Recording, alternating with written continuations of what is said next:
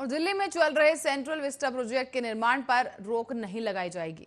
Delhi high court ने इस project पर रोक लगाने से इनकार कर दिया है। इसके अलावा कोर्ट ने याचिका लगाने वाले शख्स पर 1 लाख रुपए का जुर्माना भी लगा दिया है। कोर्ट ने याचिकाकर्ता की मंशा पर सवाल खड़ा किया है और कहा है कि इस प्रोजेक्ट को जबरन रोकने के लिए याचिका लगाई गई थी। साथ ही आपको बता दें, दिल्ली में लगाए गए लॉकडाउन के बाद याचिकाकर्ता ने यह कहकर याचिका दायर की थी कि अभी दिल्ली में कंस्ट्रक्शन एक्टिविटीज पर पूरी तरह से रोक है, तो इस प्रोजेक्ट का काम क्यों नहीं रोका गया। याचिका में कहा गया था कि 500 से ऊपर मजदूर वहां काम कर रहे हैं, इससे वहां कोरोना संक्रमण फैलने का खतरा है। लेकिन आज जब हाई कोर्ट ने यह फैसला सुनाया तो पहले से ही दिल्ली सरकार कंस्ट्रक्शन एक्टिविटी पर रोक हटा चुकी थी।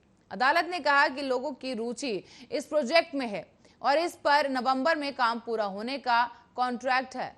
अदालत ने कहा कि यह महत्वपूर्ण पब्लिक प्रोजेक्ट है और इसे अलग करके नहीं देखा जा सकता। ये एक राष्ट्रीय महत्व का प्रोजेक्ट है। अदालत ने कहा कि इस प्रोजेक्ट की वैधानिकता साबित की जा चुकी है और सरकार को नवंबर 2021 तक इस काम को पूरा करना होगा। कोरोना संक्रमण के सवाल पर अदालत ने कहा कि क्योंकि अभी सभी वर्कर निर्माण स्थल पर हैं और सभी कोविड प्रोटोकॉल का पालन किया जा रहा है, इसीलिए कोर्ट के पास कोई कारण नहीं है कि वो आर्टिकल 226 के तहत मिले शक्तियों का इस्तेमाल करते हुए इस प्रोजेक्ट को रोक दे।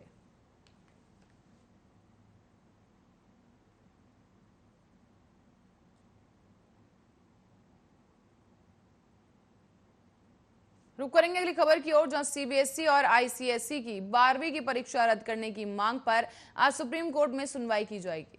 बता दें, कोर्ट ने मामले की सुनवाई 30 जून तक के लिए टाल दी है और इसी के साथ ही केंद्र की ओर से अटॉर्नी जनरल वेणुगोपाल ने कहा कि सरकार 2 दिन में अंतिम फैसला ले लेगी, इसीलिए सुनवाई गुरुवार तक के लिए टाल दी जाए। इस दिन हम कोर्ट को आखिरी फैसला लेने से और फैसले से अवगत कराएंगे। इस पर जज ने कहा कि आप निर्णय लेने के लिए स्वतंत्र हैं, आप समय लीजिए, लेकिन अगर पिछले साल से कुछ अलग निर्णय लें तो उसकी उचित वजह होनी चाहिए। अटॉर्नी जनरल ने कहा कि पिछले साल लॉकडाउन से पहले कुछ पेपर हो चुके थे, तब परिस्थितियां अलग थी। फिर जज ने कहा कि हम अभी विस्तार में नहीं जाना चाहते, आप पहले इस साल के लिए निर्णय लीजिए।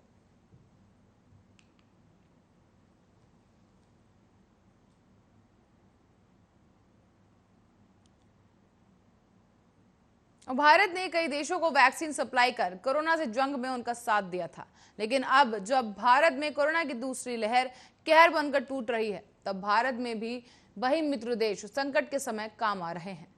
संकट के इस दौर में कई देशों ने भारत को दवाइयां, ऑक्सीजन कॉन्सेंट्रेटर भेजे हैं। इसी कड़ी में आज सुबह यूक्रेन से 184 ऑक्सीजन कॉन्सेंट्रेटर की पहली खेप भारत पहुंची है। विदेश मंत्रालय के प्रवक्ता अरिंदम बागची ने इसकी जानकारी दी। साथ ही उन्होंने कहा कि भारत की तरफ से यूक्रेन को धन्यवाद दिया गया है।